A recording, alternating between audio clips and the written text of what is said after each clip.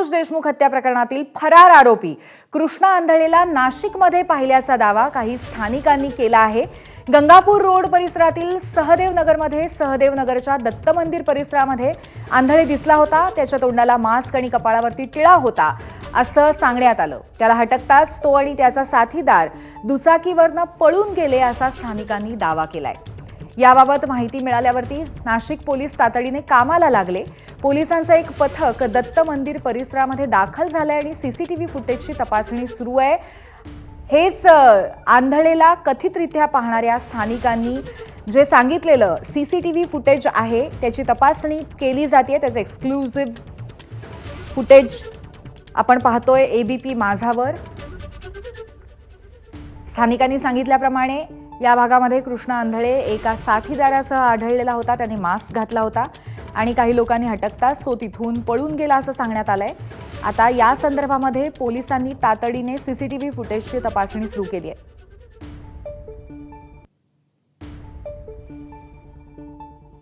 Gangapur road परिसरातल्या सहदेव नगरमध्ये सहदेव नगरच्या दत्त मंदिर परिसरामध्ये आंधळे दिसला असं काही लोकांनी सांगितलं, असा दावा त्यांनी केला। त्याच्या तोंडाला मास्क आणि कपाळावरती टिळा होता। त्याला हटकताच तो आणि त्याचा साथीदार दुचाकीवरनं पळून गेला असा स्थानिकांनी दावा केलेला आहे। या संदर्भात अधिक माहिती देतात आपले प्रतिनिधी मुकुल कुलकर्णी। मुकुल, सीसीटीव्ही फुटेजची तपासणी होती, यातनं आणखीन माहिती मिळते का? स्थानिकांनी दावा केलेला होता कृष्णा आंधळेला त्यांनी नाशिकमध्ये बघितलं। ज्या ठिकाणी त्याला बघण्यात आलेलं होतं तिथून ज्या मार्गाने तो पुढच्या दिशेने गेलेला होता त्या मार्गावरील सीसीटीव्ही फुटेजची तपासणी आता नाशिक पोलिसांच्या माध्यमातून केली जाते। प्रत्यक्षदर्शी देखील पोलिसांच्या सोबत आहे। जे वर्णन प्रत्यक्षदर्शीने दत्त मंदिराच्या जवळपास दाखवलेलं होतं त्याच वर्णनाचा एक व्यक्ती गाडीवरून जात असताना क्राईम युनिटची पण टीम आहे ते आणि गंगापूर पोलीस स्टेशन आता ह्याच गाडीचा जे साक्षीदारांनी सांगितलेले आहे वकील साहेबांनी त्या गाडीचा आम्ही पुढे शोध घेतो आणि त्या पद्धतीने आमचा तपास चालू आहे। गाडीचा नंबर दिसत नाहीये, गाडी चेहरा दिसतो आहे तो पण आता स्पष्टपणे दिसत नाहीये। आता त्यांनी जे वर्णन सांगितलं तसं जे पुढे गाडी गेली ना ते गाडी कुठपर्यंत जाते जसा मार्ग मिळेल आम्ही त्या पद्धतीने तपास करू आणि पुढील तपास।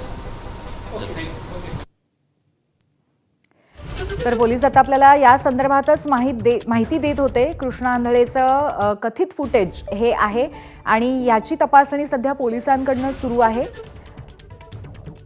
कृष्णा आंधळे नाशिकमध्ये आढळून आला असं स्थानिकांनी सांगितलं आणि त्या संदर्भात नाशिक पोलीस तातडीने कामाला लागलेले आहेत। पुन्हा एकदा आपले प्रतिनिधी मुकुल कुलकर्णी यांच्याकडे जाऊयात। मुकुल, एकंदरीतच स्थानिकांचा हा जो दावा आहे आणि त्यानंतर ज्या पद्धतीने आता सीसीटीव्ही फुटेजची तपासणी सुरू आहे ते पाहता खरोखरच कृष्णा आंधळेशी संबंधित काही धागेदोरे मिळू शकतात असं वाटतंय का? पूर्वी पोलीस आता जे वर्णन करण्यात आलेलं होतं स्थानिकांच्या माध्यमातून त्या वर्णनाच्या दृष्टीने आता तपास करत आहेत। ज्या मार्गाने कृष्णा आंधळे असल्याचं स्थानिक नागरिक दावा करत आहेत ती व्यक्ती जाताना एका सीसीटीव्ही फुटेजमध्ये दिसलेली आहे। ही इथून पुढे कुठल्या मार्गाने जाणार त्या दृष्टीने त्या मार्गाने आता पोलिसांचा तपास केला जात आहे। मात्र आता ज्या दुचाकी दिसत आहे ज्या दुचाकीवर बसून कृष्णा आंधळे गेला असं स्थानिक नागरिक सांगतायत तर ती व्यक्ती नेमकी कृष्णा आंधळेच आहे का हे अद्याप सिद्ध झालेलं नाही। पोलिसांचा तसा कुठलाही दुजोरा नाही। जी गाडीवरनं ते गेलेले त्या गाडीची नंबर प्लेट देखील आता दिसत नाहीये। त्यामुळे साहजिकच पोलिसांसमोरची आव्हानं ही खूप आहेत।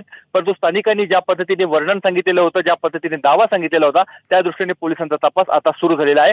त्या मंदिरापासून साधारणतः अगदी 100 ते 200 मीटर अंतरावरच्याच एका इमारतीच्या सीसीटीव्ही फुटेजमध्ये ती गाडी त्या मार्गाने पुढे मार्गस्थ होताना दिसलेली आहे। त्यामुळे आता इथून पुढच्या मार्गाने देखील पोलीस तपास करत आहेत। म्हणजे एकंदरीत आता सीसीटीव्ही फुटेजचा माग कुठेतरी सातत्याने काढत राहण्याचा पोलिसांचा प्रयत्न असेल। पण त्याचबरोबर मुकुल, कृष्णा आंधळे मात्र हीच व्यक्ती असल्याची कुठलीही पुष्टी पोलिसांनी केलेली नाहीये, बरोबर? अगदी बरोबर आहे। पोलीस फक्त जे वर्णन पोलिसांना सांगितलेलं होतं पोलिसांना जो फोन आलेला होता की कृष्णा आंधळेला आम्ही नाशिकमध्ये बघितलं आणि ती माहिती मिळताच पोलिसांचं पथक तत्काळ त्या दत्त मंदिर परिसरामध्ये दाखल झालं। तिथलं देखील सीसीटीव्ही फुटेज पोलिसांनी बघितलेलं होतं। मात्र तिथे हार्ड डिस्क खराब आहे, आधीचं रेकॉर्डिंग तिथे होत नाही। त्यामुळे तिथे पोलिसांना आधीचं काहीच बघायला मिळालं नाही। चित्रीकरण जे झालं ते, त्यामुळे आता पोलिसांचं आव्हान वाढलेलं. रस्त्यामध्ये ज्या ज्या ठिकाणाहून ती गाडी मार्गस्थ झालेली आहे, जिथे कुठे तो थांबला असेल तर त्या त्या भागातलं सीसीटीव्ही फुटेज तपासणं आणि त्या बरोबर. गाडीचा माग काढणं आणि नेमकी ही व्यक्ती कोण होती याचा तपास हा नंतर लागणार आहे. बरोबर. तुम्ही आमच्या सोबतच राहा मुकुल. दरम्यान या सगळ्या प्रकरणामध्ये जो प्रत्यक्षदर्शी आहे त्याने काय प्रतिक्रिया दिली आपण पाहूया. 9:15 खाली जेव्हा मी घरून निघालो आणि दत्त मंदिरापाशी जेव्हा आलो मी, तर त्या झाडाच्या तिथं दोघं जण मला दिसले मास्क घालताना. आणि त्यांनी त्या कृष्णांदळेनी जेव्हा मास्क खाली केला तर विदिन एन सेकंड मी त्याला ओळखलं आणि दुसऱ्या मिनिटाला गंगापूर पोलीस स्टेशनला फोन केला आणि साहेबांना लगेच इकडे बोलवलं. पण बघितलेली व्यक्ती कृष्ण आंधळेच होता हे कसं? आंधळेच होता तो. 101% 10,000% मी सांगतो का तो कृष्ण आंधळेच होता आणि तो मखमालाबादच्या दिशेने गेला. दोघं जण मोटरसायकलवर होते. एवढी मी खात्रीने 10,000% मी सांगतो का तो कृष्ण आंधळेच होता. एवढं मी 100% सांगतो तुम्हाला.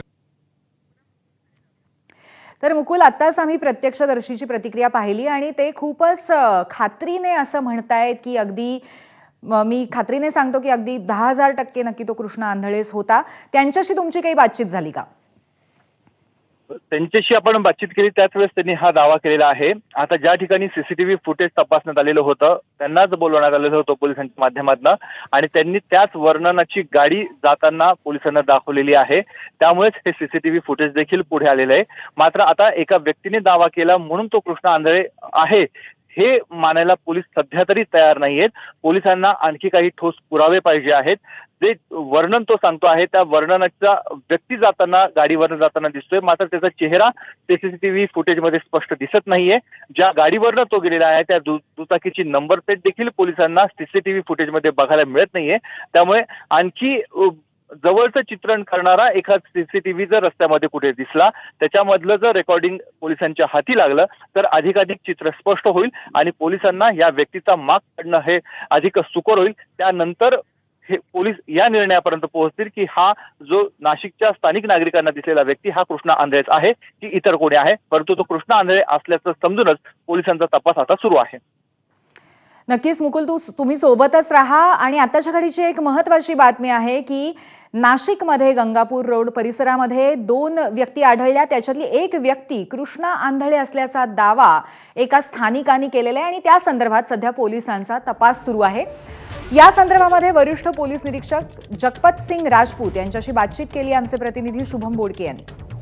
मसाजोगचे सरपंच संतोष देशमुख यांच्या हत्या प्रकरणातील संशयित आरोपी फरार असलेला कृष्णा आंधळे हा नाशिकमध्ये असल्याचा दावा जो तो केला जातो आहे. स्थानिकांकडून त्याला पाहिल्याचं देखील म्हटलं जातं. या संदर्भात गंगापूर पोलिसांना स्थानिकांनी माहिती दिली आहे. गंगापूर पोलीस देखील आता या संदर्भात माहिती घेत आहे. माझ्यासोबत गंगापूर पोलीस स्टेशनचे वरिष्ठ पोलीस निरीक्षक राजपूत सर आहे. सर, नेमकी काय माहिती आली होती आपल्याला? आपण काय तपास करताय?